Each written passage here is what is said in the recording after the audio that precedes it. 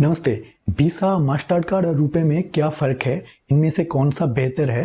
Card payment और online payment कैसे काम करता है? क्रेडिट कार्ड और डेबिट कार्ड में फ़र्क क्या है? और आरबीआई ने मास्टरकार्ड कार्ड को नई कार्ड लॉन्च करने में क्यों पाबंदी लगा दिया है? ये सारी चीज़ डिस्कस करेंगे इस वीडियो में। देखिए, पिछले ज़माने में क्या होता था, पैसा उठाने के लिए आपको बैंक जाना पड़ता था। बैंक ऐसे पासबुक देता था, उस पासबुक को लेके आपको बैंक जाना पड़ेगा, वहाँ आपको लाइन में खड़ा होना पड़ेगा, फिर फॉर्म फिलअप करना पड़ेगा विड्रॉल वाला, फिर कुछ देर वेट करना पड़ेगा, फिर जाके बैंक का एम्प्लॉय आपको आपका पैसा उठा के दे देगा। तो ये प्रोसेस लेंदी था।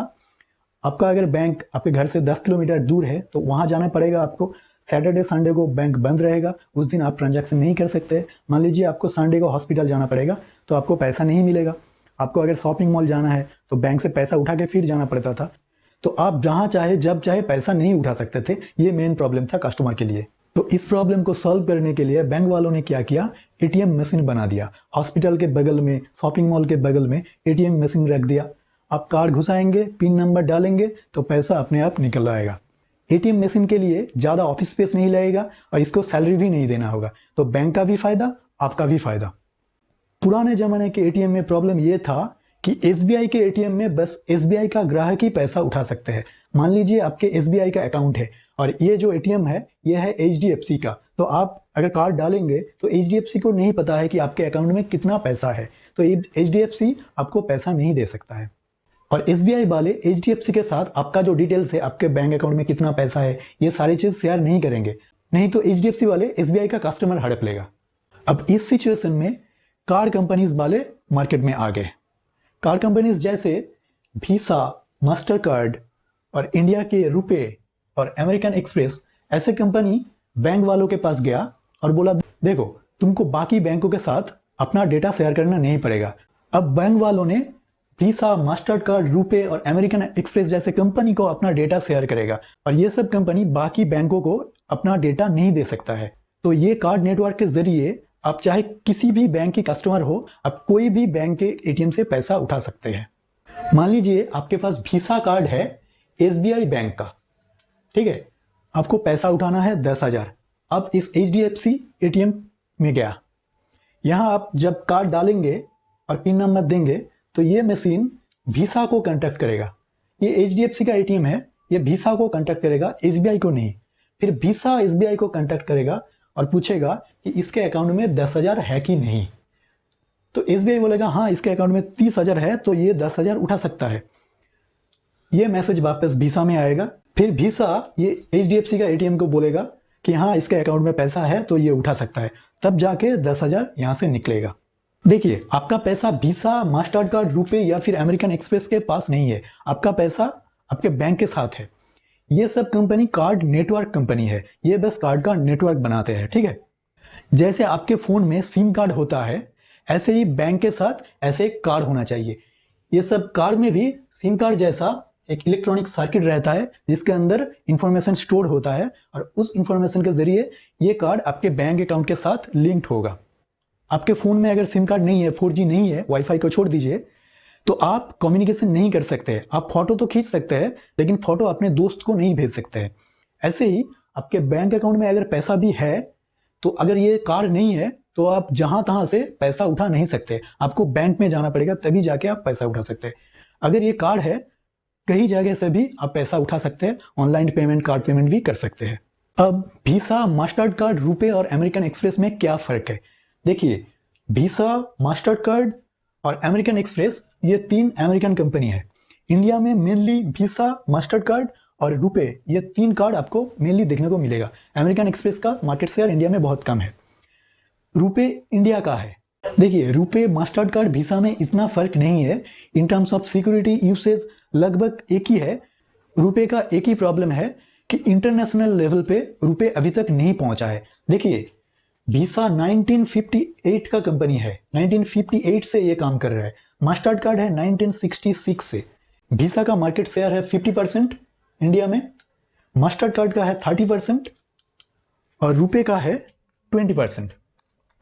देखिए, वीसा, मास्टरकार्ड ये सब बहुत बड़ा कंपनी है।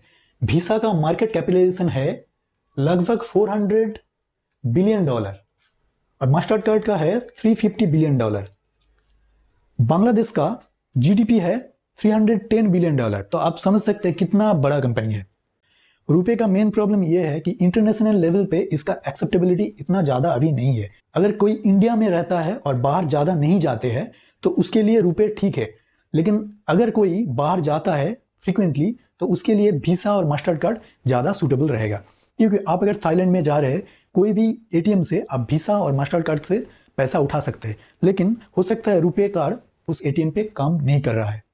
हालांकि रुपए का प्लेटिनम स्कीम है जो इंटरनेशनल लेवल पे काम करता है, फिर भी रुपए का आउटरीच वीसा और मास्टर कार्ड जैसा अभी नहीं है।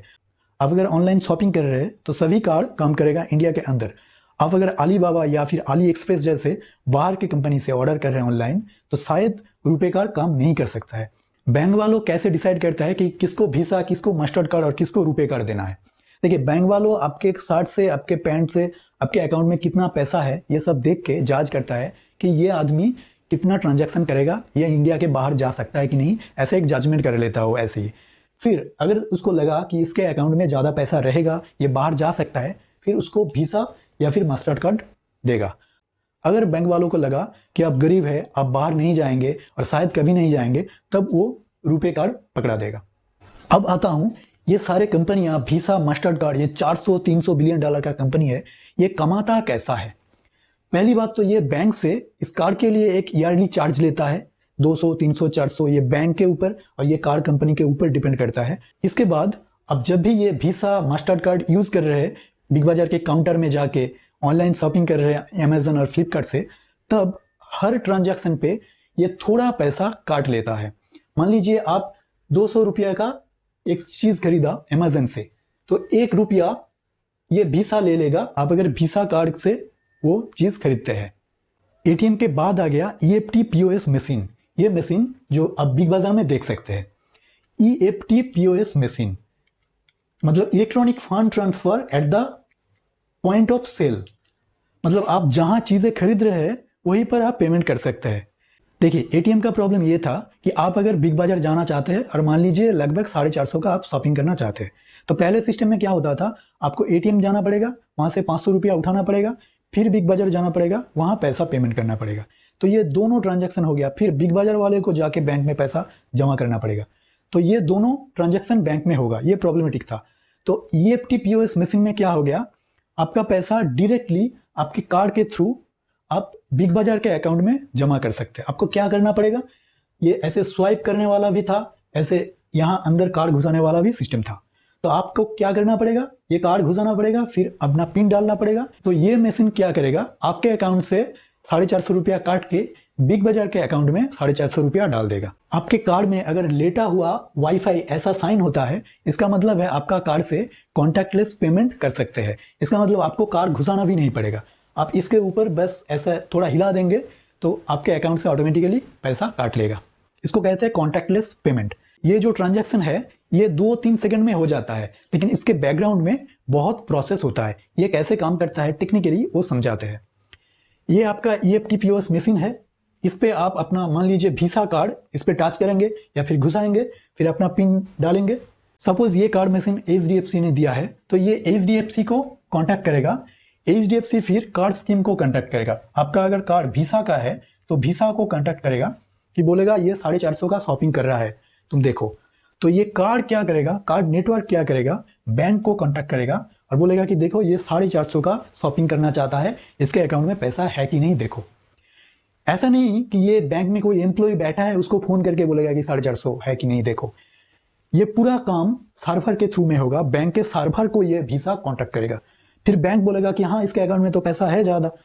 फिर ये मशीन क्या करेगा, ये पैसा बिग बाजार के अकाउंट में भेज देगा और आपका शॉपिंग कंप्लीट हो जाएगा, पर्ची निकाल आएगा।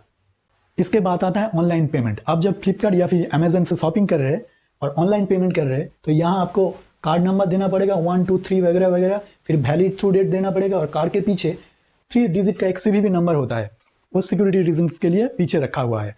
उसका डालेंगे और फिर पे कर देंगे, फिर 2-3 सेकंड के अंदर आपका पैसा कट जाएगा और शॉपिंग कंप्लीट हो जाएगा।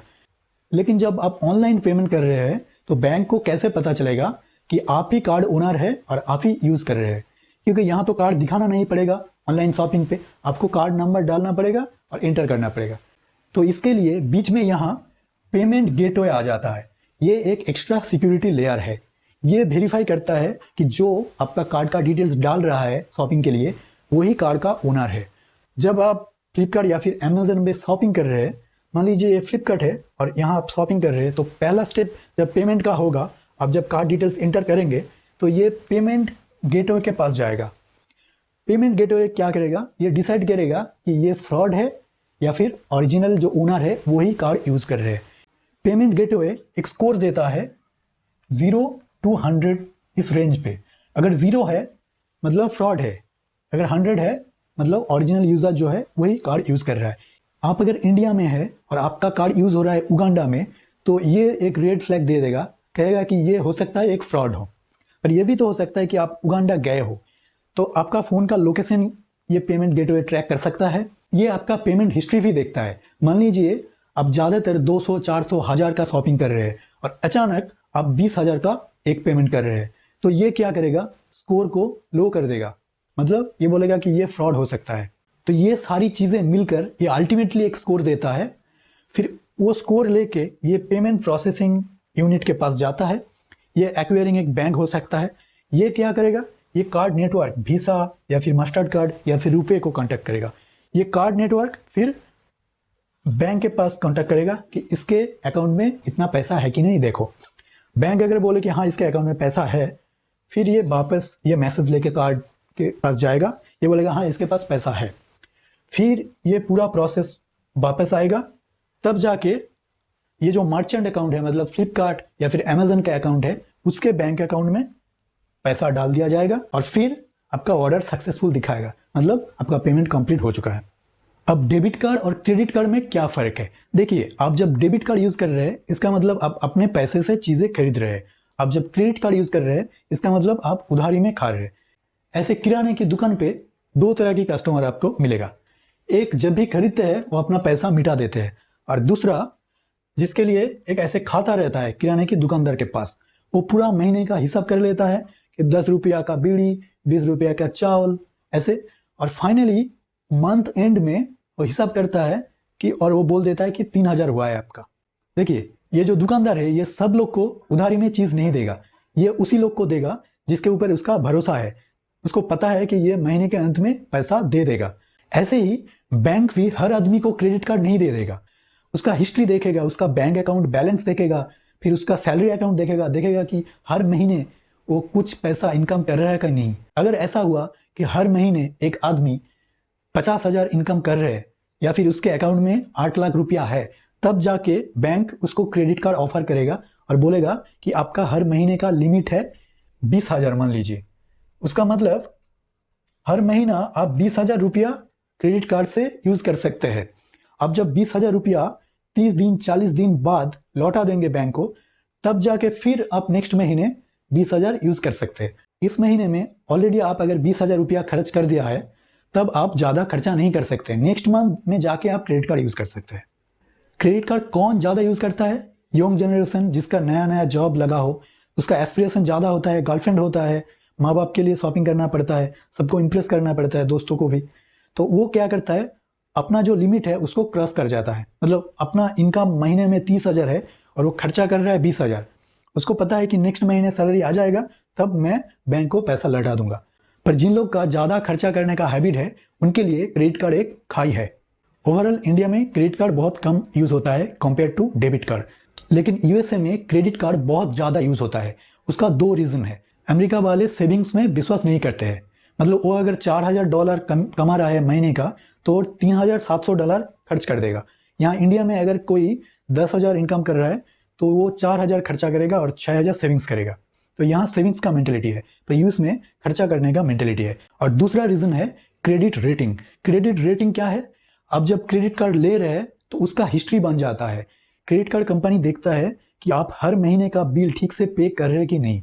इससे वो जांच करता है आने वाले समय पे आप अगर लोन के लिए अप्लाई कर रहे हैं, आप अगर कार लोन के लिए अप्लाई कर रहे हैं, आप अगर हाउस लोन के लिए अप्लाई कर रहे हैं, तो बैंक देखेगा कि इसका क्रेडिट रेटिंग अच्छा है, ये हर महीने पैसा ठीक से लौटा देता है, मतलब ये डिपेंडेबल है, इसका लाइफस्टाइल ठीक है, ये जानता है कि पैसा यूज़ कैसे करना है और कैसे लौटाना है।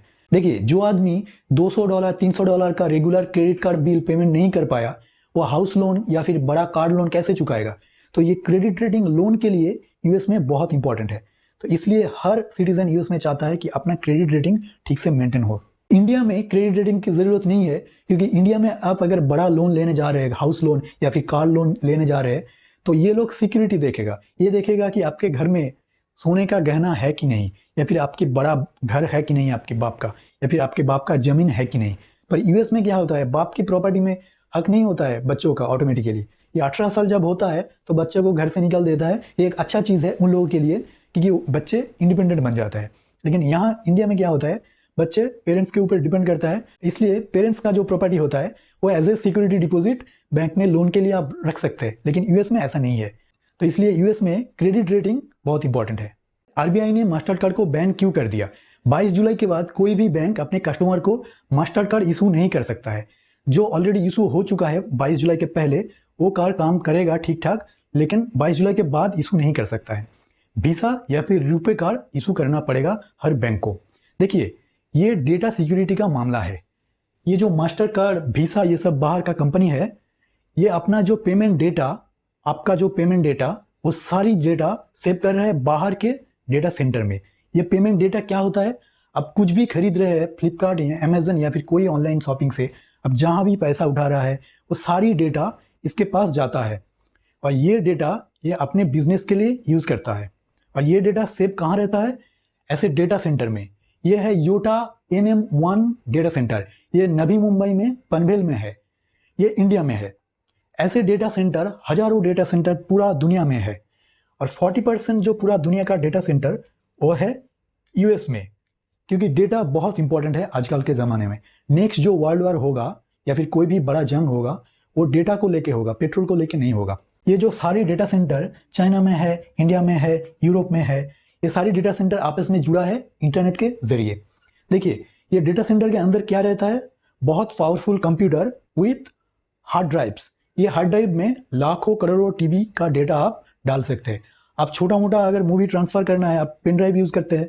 अगर आपको बड़ा मूवी का पूरा बैकअप लेना है, या फिर आपका पूरा कंप्यूटर बैकअप लेना है, आप 1 TB 2 TB का हार्ड डिस्क यूज़ करते हैं। ऐसे ही हज़ारों लाखों हार्ड डिस्क इसमें डेटा स्टोरेज रहता है, जो कि इंटरनेट के ज़रिए पूरा दुनिया में आपस में कनेक्टेड है। देखिए, मास्टर कार्ड और वीसा जैसे कंपनी ऐसे डेटा सेंटर को लीज में लेते हैं, और वहाँ अपने कस्टमर का जितना भी डेटा है वो सब स्टोर करता है, और बाद में ये डेटा ये बहुत सारे कंपनियों को बेचता है, और उससे इसको पैसा मिलता है। देखिए, डेटा से बिजनेस कैसे होता है। मान लीजिए आपके घर में एक प्रेग्नेंट औरत है, 1 महीने के टाइम पे आप एक प्रेगनेंसी टेस्ट किट खरीद ले फ्लिपकार्ट से। अब ये डेटा चला गया मास्टर कार्ड के पास, अगर आप मास्टर कार्ड यूज़ करके वो पेमेंट किया है तब। ये क्या करेगा, ये डेटा कंपनियों को बेच देगा। अब जॉनसन एंड जॉनसन जैसे कंपनी को पता चल गया कि आपके घर में 9 महीने के बाद एक बच्चा आने वाला है, तो वो क्या करेगा, 9 महीने बाद आपको Johnson and Johnson baby powder, Johnson and Johnson का शैम्पू, ये वगैरह ये सब ऐड दिखाएगा। तो आपको लगेगा कि अरे भाई, मैंने तो किसी को नहीं बताया, ये कैसे पता चल गया? ऐसे पता चलता है डेटा के ज़रिए। ये बस एक एग्जाम्पल है। मान लीजिए आपके अकाउंट में 10 लाख है, किसी और के अकाउंट में 1 करोड़ है, तो कार कंपनी ऐड कैसे देगा? आपको मारुति सुजुकी का ऐड दिखाएगा, और जिसके पास 1 करोड़ है उसको मर्सिडीज या BMW का ऐड दिखाएगा। तो ये कैंपेन बहुत एफिशिएंट होता है, क्योंकि जिसके पास 10 लाख है उसको अगर मर्सिडीज या BMW का ऐड दिखाएंगे तो ऐड तो दिखेगा, लेकिन वो नहीं खरीदेगा। तो आरबीआई का ये डिसीजन कि भारत में ही डेटा स्टोर करो, ये अच्छा है इंडिया के लिए, क्योंकि इससे इंडियन कंपनियों को फायदा होगा। देखिए, अगर ऐसे इंडियन डेटा सेंटर में आप ये सारी डेटा स्टोर रहेगा तो इंडियन कंपनी को ये डेटा मिल जाएगा इजीली। तो इंडियन कंपनी को अपना एडवर्टाइजमेंट कैंपेन, अपना बिजनेस स्ट्रेटेजी ठीक करने में बहुत आसानी होगा। दूसरा चीज़ ये है कि अगर डेटा इंडिया में रहेगा, फिनेंशियल डेटा बहुत क्रिटिकल है, इकोनॉमिकल फिनेंशियल डेटा बहुत क्रिटिकल है एक देश के लिए। तो ये डेटा अगर इंडिया में रहेगा तो इस पर इंडियन गवर्नमेंट का कंट्रोल रहेगा। अगर ये डेटा यूएस में या फिर चाइना में स्टोर रहेगा तो उस पर इंडियन गवर्नमेंट का कंट्रोल बहुत कम होगा।